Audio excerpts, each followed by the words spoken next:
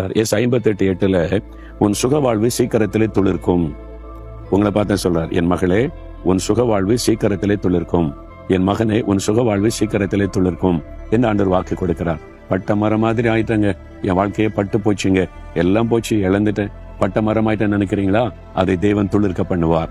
உங்க வாழ்க்கை திரும்ப துளிர்க்கும், செழிப்பாக மாறும், உங்க வாழ்க்கையில புதிய ஆரம்பம் உண்டாகும். அதைத்தான் ஆண்டவர் வாக்கு கொடுக்கிறார். உங்களுடைய சுக வாழ்வு, நீங்க சுகமா வாழ்ந்திருக்க போறீங்க. இப்ப வியாதி, நஷ்டம், இழப்பு, வறுமை, கஷ்டம் அப்படி இருக்கிறீங்கல்ல, இதெல்லாம் மாறி ஒரு சுகமான வாழ்க்கையை கர்த்தர் உங்களுக்கு வைத்திருக்கிறார். சீக்கிரத்தில் அது துளிர்க்கும் என்று ஆண்டவர் சொல்லுகிறார்.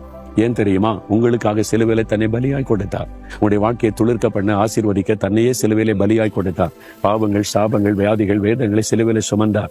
இதெல்லாம் உனக்காகத்தானே மகளே, உனக்காகத்தானே மகனே, நான் இவ்வளவு பாடுபட்டேன், உன்னை ஆசீர்வதிக்க, உன் வாழ்க்கையை துளிர்க்க பண்ண, செழிப்பாக்கத்தானேன்னு ஆண்டவர் சொல்றார். நீங்க அதை விசுவாசிங்க. இயேசுவே என் வாழ்க்கையை துளிர்க்க பண்ண, ஆசீர்வதிக்க நீங்க சிலுவையில எனக்காக மரிச்சீங்க, என் பாவ சாபத்தை சுமந்தீங்க, தோஷத்தை சுமந்தீங்க, உடைய வாக்குத்தத்தத்தின்படி ஆசீர்வதிங்க. சீக்கிரத்தில் என் சுகவாழ்வு துளிர்க்கும் என்பதை விசுவாசிக்கிறேன். அதை செய்யுங்கன்னு சொல்லுங்க. அற்புதம் நடக்கும். இன்றிலிருந்து துளிர்க்க ஆரம்பிக்கும்.